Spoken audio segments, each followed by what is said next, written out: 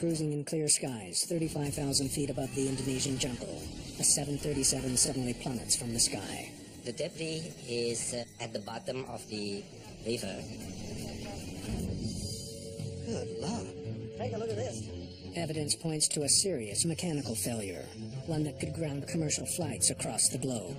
Because of the history of the 737, we were concerned. But when the full story behind the crash of Silk Air Flight 185 is finally revealed, 2.5 units. the cause is more disturbing than anyone could have imagined. It was kind of shocking. I didn't really know what to believe.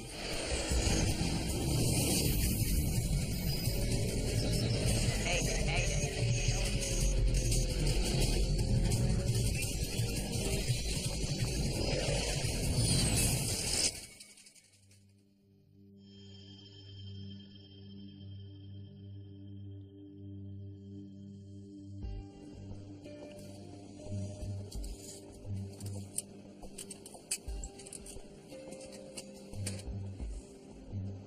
'We'll be serving lunch shortly.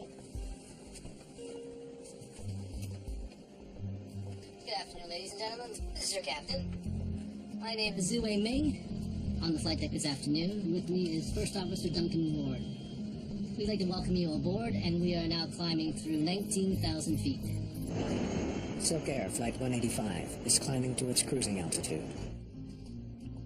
The Boeing 737 is carrying 97 passengers and 7 crew from Jakarta, Indonesia, to the airline's home base, Singapore. The flight should take about 80 minutes, heading north over the rainforests of Sumatra to Singapore's Changi International Airport. We'll be cruising today at 35,000 feet. Sue Ming was an experienced Singapore Air Force pilot who'd been in their aerobatic team. He was always listed as an above-average pilot. Today's first officer is 23-year-old Duncan Ward. The New Zealand-born pilot has been flying with Silk Air for a little more than a year. Duncan initially found flying at the age of about 14. Suddenly he had a purpose in life. I think that's the best way to describe it. I'll get back to you just before our descent into Singapore with an updated weather forecast. Thank you. The twin-engine jet is the newest addition to the Silk Air fleet, a Boeing 737-300 series. It went into service just 9 months ago. At the time, the 737 was probably the most widely used jet transport in the world. Duncan reckoned that he was the luckiest guy in the world because whereas some people might go to the office in a Ferrari, he went to the office in a 737, so he loved it. Silk Air 185, maintaining 350. Silk Air 185, maintain 350, clear direct to Party. We'll go Silk Air 185. The flight to Jakarta and back was a standard route. Everything was absolutely normal, absolutely routine.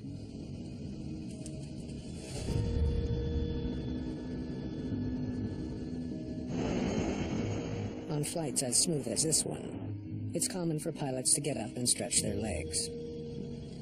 I'll go back for a while. Finish your lunch. I am. Some water?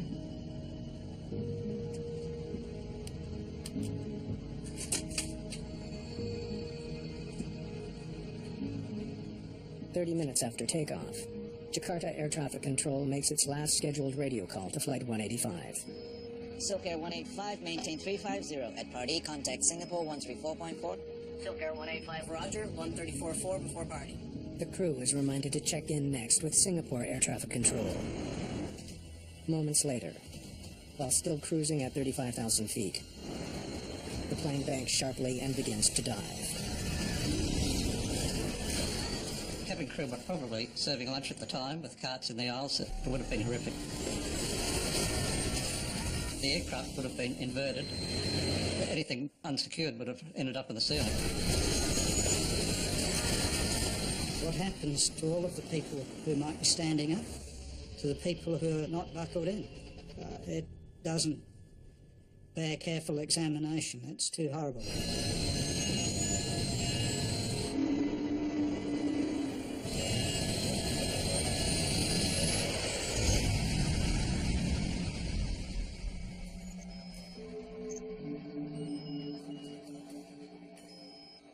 At Jakarta Air Traffic Control, Silk Air 185 has vanished from radar. The controller has heard no Mayday call. He tries to get a message to the missing flight with the help of another pilot. Indonesia 238 Jakarta. Go ahead, Indonesia 238. Please relay to Silk Air 185 to contact Singapore 134.4. Roger, Indonesia 238.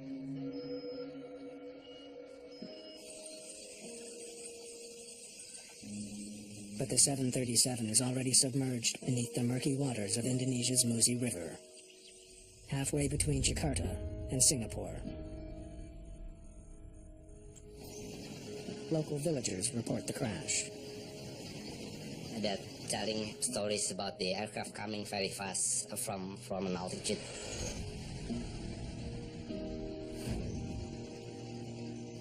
Along the river, people search for survivors, but find only small bits of debris. A 50-ton aircraft carrying 104 people has all but disappeared. News of the Silk Air crash is met with shock in Singapore, home to almost half the passengers. There is very little hope that anyone has survived.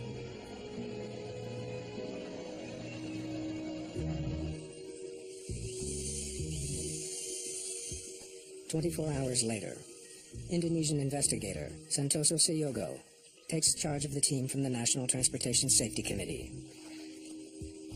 Empty those bags. Put it with the other bags for processing. What we did is to go to the crash site, observe, and then record and preserve anything that we can use for the later investigation.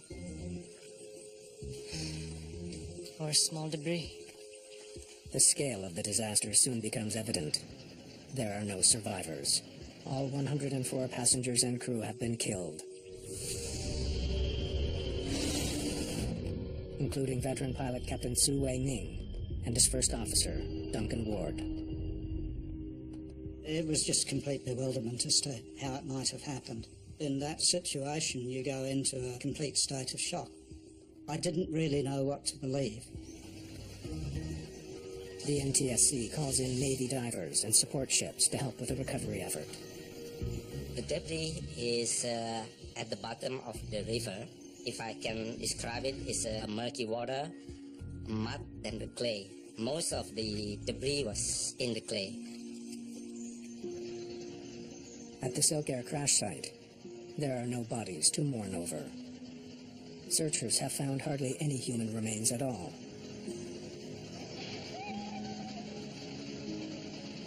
It was just something that, as a father, was so horrendous that it just has an enormous psychological effect on you. The 737 is the most popular commercial airliner in the world. 5 new 300 series jets roll off the Boeing assembly line every month.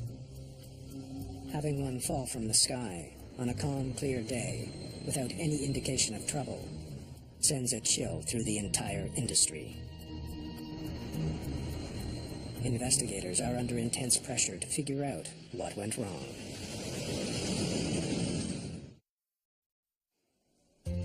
Following the crash of Silk Air 185, Indonesian investigator Santoso Seyogo faces the biggest challenge of his career.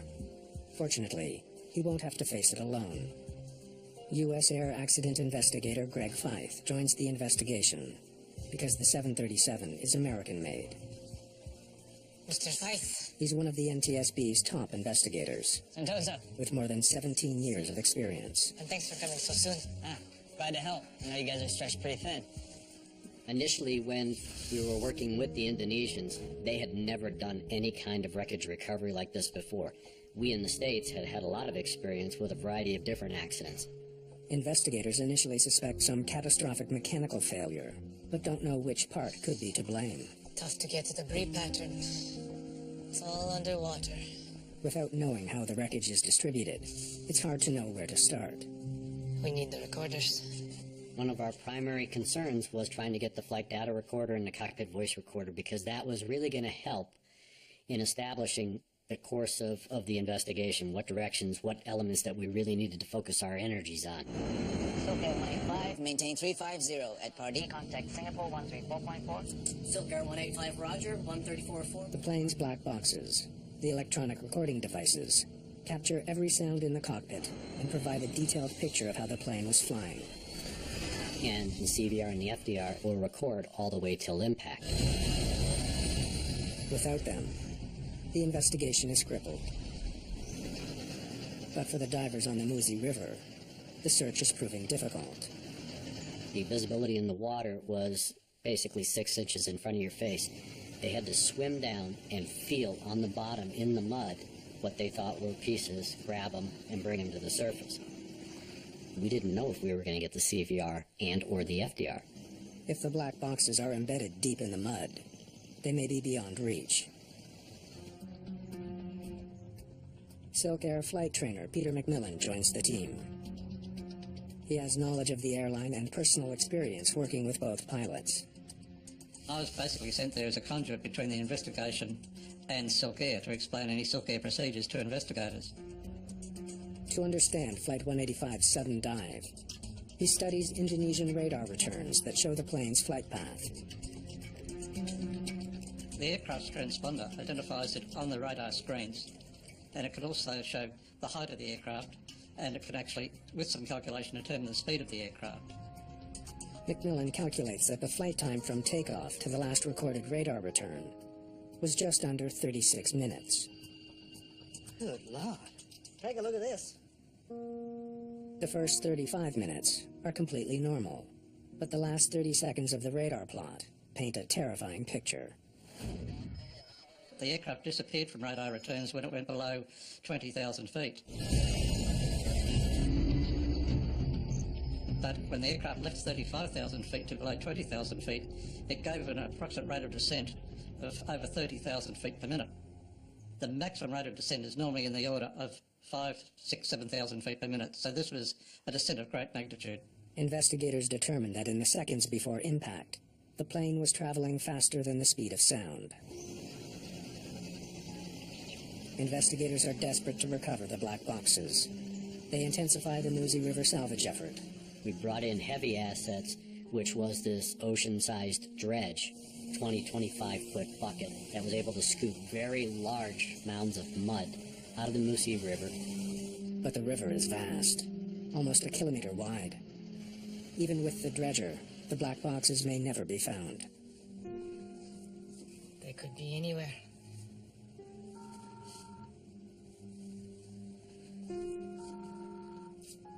See, I'll go here.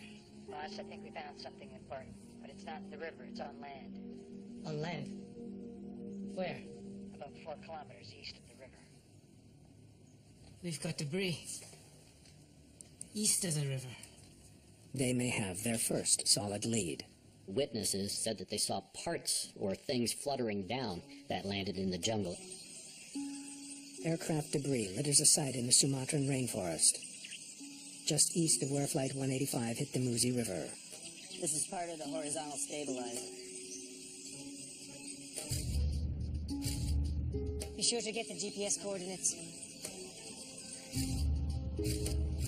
We did in fact find that the horizontal stabilizers of the airplane, the 2 small stabilizers on the back, had come off in flight. The fragments are from control surfaces on the plane's tail section. Small elevators on the very back edge of the tail help pitch the plane up and down. We're 4.5 kilometers east of the main crash site. The distance tells them that these fragments were among the first to break off, a key finding. If parts of the tail broke away at cruising altitude, that might explain the sudden dive. What's more, it may point to a larger problem. Because of the history of the 737, we were concerned about the horizontal stabilizers having separated from the rest of the aircraft in flight. Though the 737 is generally regarded as a safe airplane, it has a disturbing chapter in its history, a dangerous malfunction known as rudder hard over. Rudder hard over means there is a rudder kick to the one side of the aircraft, so the aircraft will have an unusual attitude.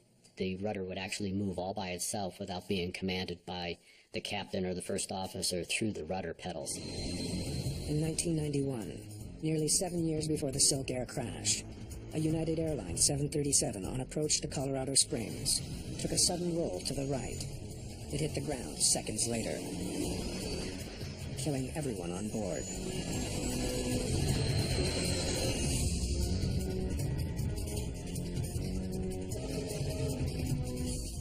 Three years later, it happened again. 132 people died when a U.S. Air 737 crashed near Pittsburgh. Both accidents were caused by the same type of rudder malfunction. That was a big concern because all of a sudden now you have the airplane doing things that the crew isn't anticipating. Okay, wrap it up.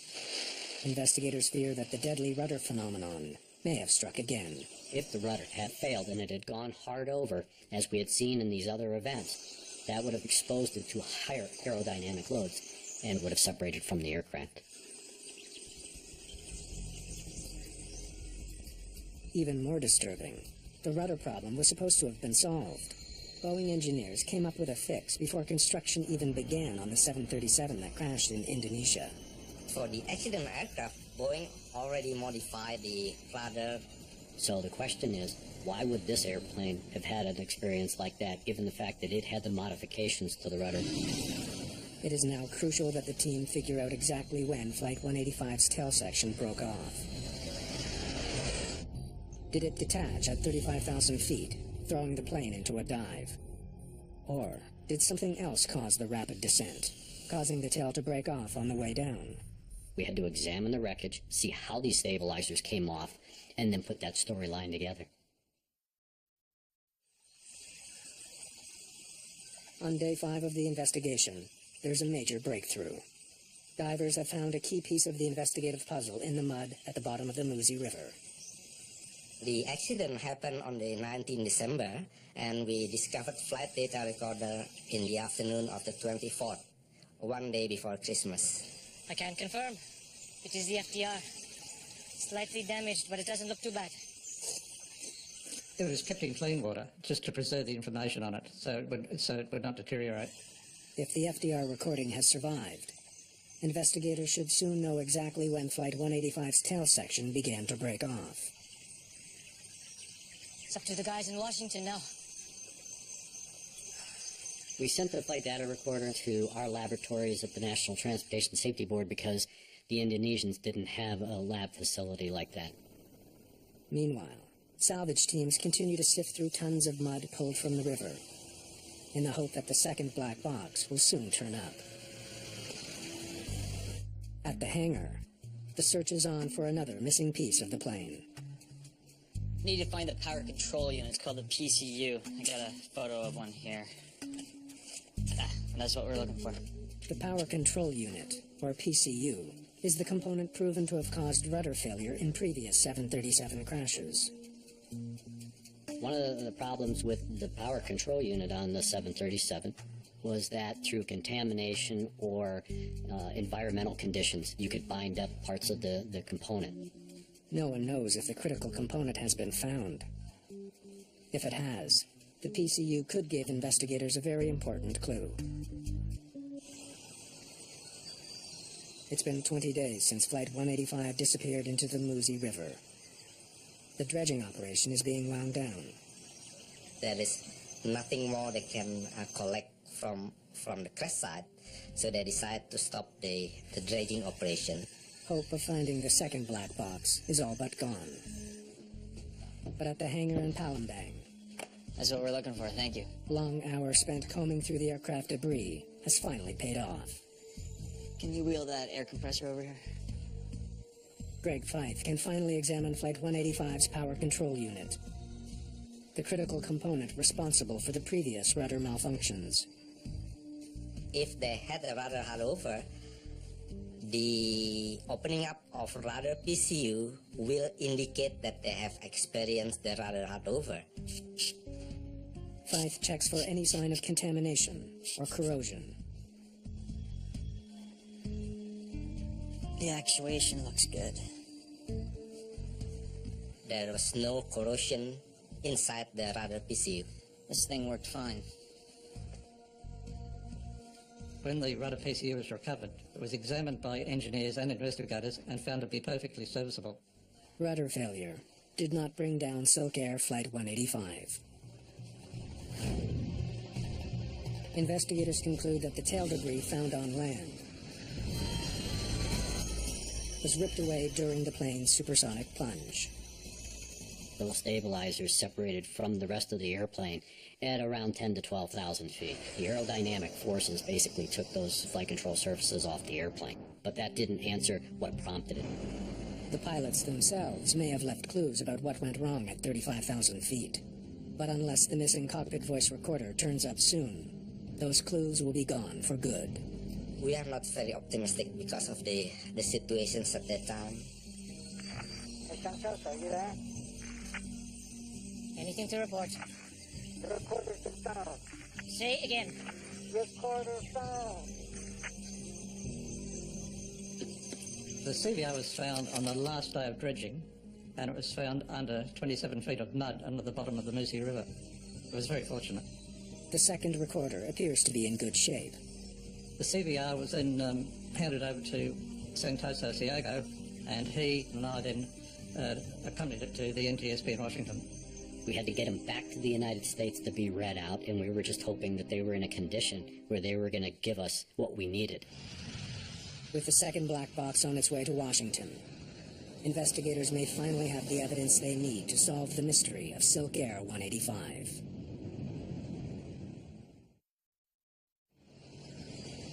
Three weeks into the investigation, Santoso Ciego travels to the NTSB headquarters to deliver the Silk Air CVR.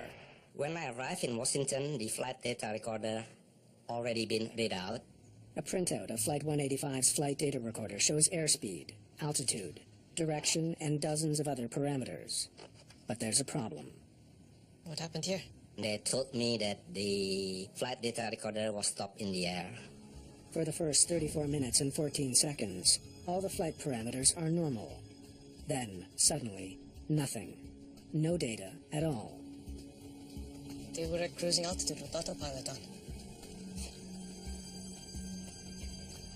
The FDR ceased recording approximately 1 minute before the aircraft commenced its final descent.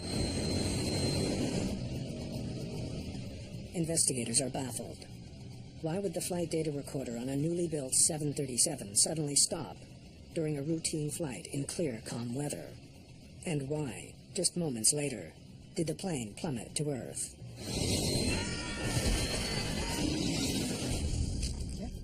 The mystery only grows deeper. Ready when you are. When the team looks for answers on the cockpit voice recorder.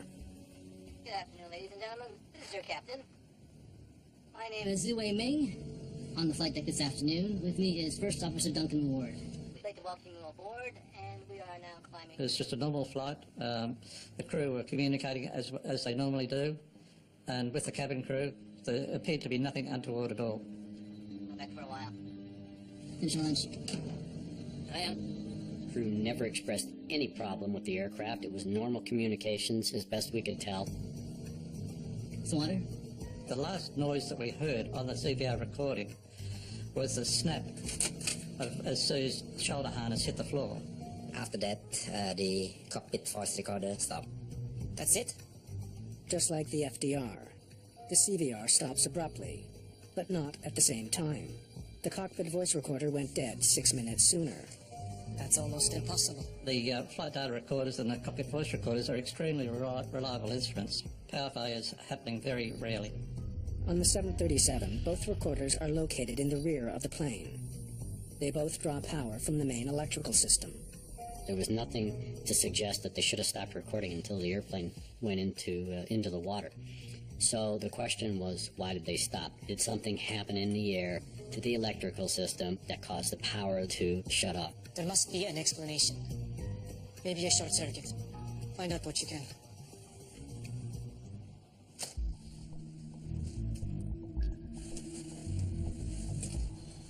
In a maintenance hangar, technicians aboard a 737 run tests on the plane's cockpit voice recorder. Okay, ready? 1, 2, 3, overload. Further setup, please. They overload the recorder's electrical circuit to see what it takes to get the breaker to pop. Well, let's run it again. 1, 2, 3, overload. During the test, they discover that it's possible to overload the circuit and trigger the breaker, but they discover something else. When a power surge causes the circuit breaker to pop, it makes quite a loud sound. We can clearly hear the signature voice of the circuit breaker pop out. When the test recordings are played back, 1, 2, 3, overload. they discover that the CVR keeps recording for a split second after power cuts out. 1, 2, 3, overload. Just long enough to capture the sound of its own circuit breaker popping. The cockpit microphone definitely picked up the sound. The small noise has big implications. Now let's hear the end of the Flight 185 recording. Go back for a while. Finish lunch. Here I am. Some water.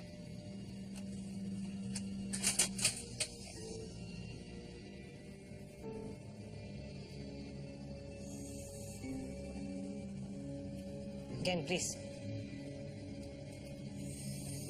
Go back for a while. Finish lunch. Here I am. Some water. Reviewing the final seconds of the Silk Air recording, they hear no last-second snapping sound. I don't hear it. On the cockpit voice recorder, we don't hear anything at all. That told us that the electronic device did not fail from an overload where you get a surge in power that could have popped the circuit breaker. 2 recorders on 2 separate circuits failed within minutes of each other, and there's no evidence of any electrical fault. Pulling the breaker by hand makes almost no sound at all. It leads investigators to an unsettling conclusion. The only remaining possibility is that it was manually tripped. Someone in the cockpit disabled the recorders on purpose. We couldn't find any physical evidence as to why those boxes would have failed from a component standpoint. You know what this means? I do. I don't like it, but I do. It didn't pop because of an overload or a surge, but in fact somebody would have manually manipulated the circuit breaker to shut down each of the boxes from recording. It's against the laws of commercial aviation to tamper with the flight recorders. Investigators have a disturbing theory about why the recorders were disabled. They use a Boeing flight simulator to prove it. Okay. Fits input Silk Air, Flight 185.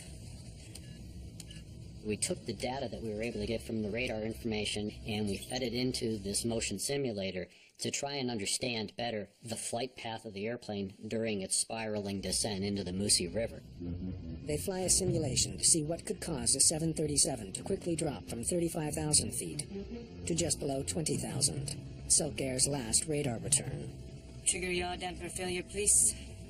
They simulate a sudden mechanical failure and watch to see if the flight will follow the deadly path of Flight 185. Not even close. They test more than 20 different scenarios. And they completed exercises with simulated rudder hardovers and yaw damper failures and various failures of other systems. But under each of those conditions, they are unable to meet the parameters as recorded on radar. They find there's only one way to make a 737 drop as steeply and quickly as Silk Air 185. This time, no failure. Sustained pilot input only. The only plausible trajectory that can match is by using pilot control. It takes an extraordinary effort, but by rolling the plane sharply to the right and accelerating to top speed, the test pilot can match the Silk Air profile. The only way that this airplane could maintain a nose-down attitude in a high-speed dive was if somebody had flown it into that position. An air disaster that took the lives of 104 people is beginning to look like a deliberate act by a skilled pilot.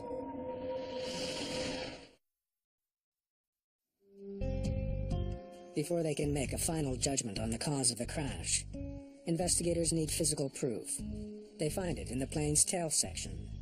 The salvage operation has retrieved almost 75% of the 737, including a key part from the tail that could confirm if Flight 185 was in a commanded dive before it hit the water. God, one of the telltale pieces of evidence that we found was the trim jack screw for the horizontal stabilizer. The jack screw is a threaded rod connected to the horizontal stabilizer. It rotates when pilots press a trim switch on their control column.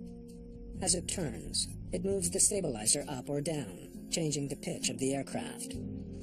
Fife calculates the final pitch angle on the stabilizer based on the jack screw's last setting. It's 2.5 units. It was moved deliberately to nose down from level flight. What we found was that the trim was full nose down trim. The stabilizer trim would have been in the cruise position. There was really no reason for it to move forward. It confirms that while cruising at 35,000 feet, one of the pilots initiated the plane's dive by moving the stabilizer down. The Silk Air disaster has taken on a chilling new dimension. Evan Byrne is a psychologist and human performance investigator for the NTSB. It was becoming clear that the flight crew's performance could not be ruled out as a potential cause of the accident. One of the two pilots likely crashed the plane on purpose, killing everyone on board. Throughout our investigation, we are looking at both pilots, their professional background, their personal background, what activities they were performing in the days before the accident. They looked at everything. They examined everything in great detail. I had great confidence in the NTSB. I had great confidence in the technical investigators themselves. Went back for a while. Finish your lunch. I am. Some water? The last conversation on the CVR indicates that First Officer Ward was alone shortly before the plane went into a dive. Silk Air 185. 5 minutes later, Ward was still on headset. 134.4. Silk Air 185, roger, 134. And 2 minutes after that, the plane fell into a dive. The key question: who was at the controls? Tell me a bit about Duncan. The questions related to every aspect of Duncan's state of mind and psychology, also trying to establish whether or not he had any possible motive for trying to sabotage the aircraft. And did he seem at all depressed in recent weeks? Byrne finds that Duncan Ward got on well with colleagues. He had no debts and no history of depression. His co-workers, pilots that he flew with, were all highly positive about his performance and skills in the cockpit. He learns that Su Wei Ming was a married father of 3 school-age boys. Good afternoon, ladies and gentlemen. This is your captain. At Silk Air, the former Air Force Top Gun was on the fast track. But as they learned from a former colleague, Ming's record was not spotless. What was Ming like to fly with? He was known as a pilot who liked to push the envelope as far as increasing speed to try to complete flights faster than others. I did hear reports from other pilots that he did try to cut corners at times by cutting sector times, cruising at increased speed. Investigators learned that 6 months before the Silk Air disaster, Ming had made a fast, swerving landing. He flew in so fast that it made passengers sick. I disagree. The landing was fine. The airline took disciplinary action. When the company investigated, Su Wei Ming was demoted from a line instructor pilot to an ordinary line captain. Investigators dig deeper. We learned that the captain was under significant financial stress about the time of the accident. The trouble stemmed from high-risk online securities trading. Over the last 4 years, Ming had lost more than $1 million. Shortly before the accident, for the second time in 1997, Captain Su's trading privileges in the Singapore stock market was suspended because of debts that he had accumulated. They learned that on the morning of the flight, Su Wei Ming had promised to repay the debt as soon as he got back to Singapore. But the date of the crash was important for another reason as well. The Silk Air accident occurred on the 19th of December, which was also a significant date in Captain Su's Air Force career. 18 years earlier to the day, on December 19th, 1979, Su Wei Ming took off on an Air Force training mission with 3 other fighter pilots.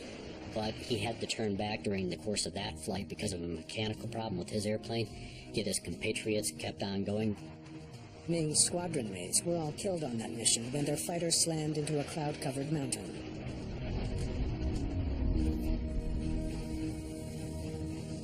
At least 2 of the pilots on board would have been very close friends to Captain Sue. One of 2 Silk Air pilots committed a brutal, callous act. Safe to say that Ward is not our guy. Though the evidence is circumstantial, investigators are convinced Su Wei Ming is the one responsible for the murder of 97 passengers and 7 crew. But how exactly did he manage to carry out such a horrendous crime?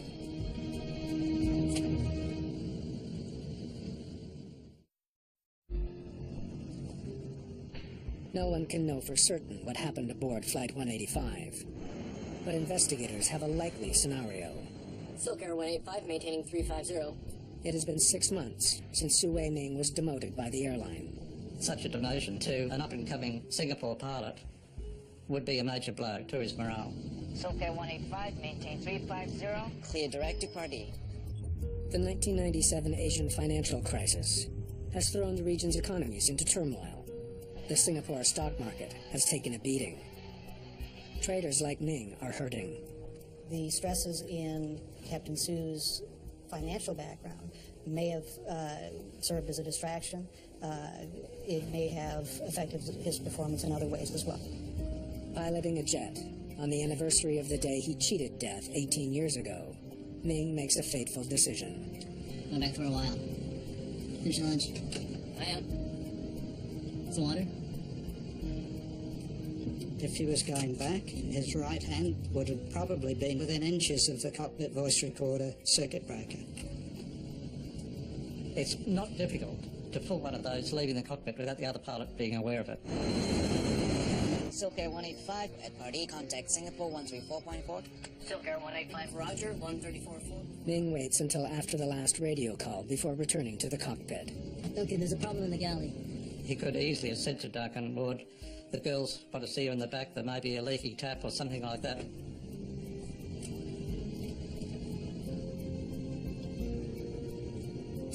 All the person remaining in the cockpit has to do is to lock the door.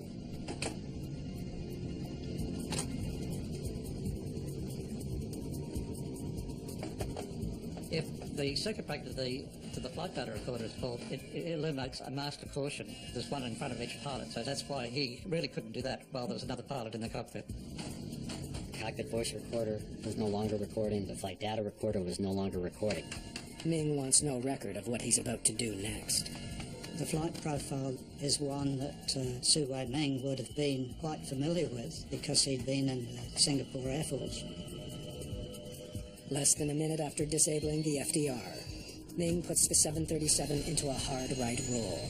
He placed it in an inverted dive, approximately 80 degrees, nose down, and he had to use considerable force on the control column to keep it there.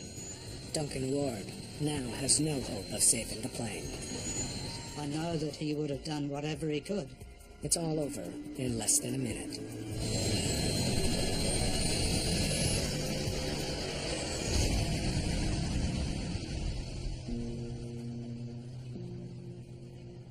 Three years after the Silk Air disaster, Indonesia's National Transportation Safety Committee releases a report that comes to a surprising conclusion. We submit to the chairman, but the chairman seems doesn't like what we submitted. The chairman of Indonesia's NTSC overrules his investigators, declaring in the report that the crash cannot be explained. He argues that the cause can't be known because the final seconds of the flight were not recorded. It was kind of shocking. This was a political cover-up. I think there's no other word for it. In an unprecedented move, the NTSB publicly contradicts the Indonesian report. I authored, on behalf of the NTSB, a very long document explaining that this was an intentional act, not an accident. I don't think any sane investigator would find any other cause for the crash. Air accident investigators can only offer conclusions based on the evidence they have. The Silk Air disaster is a reminder that sometimes evidence can point different people in different directions.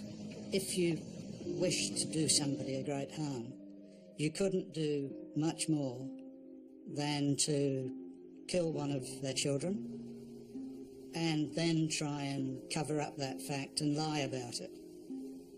I know that Duncan would have wanted the truth to come out,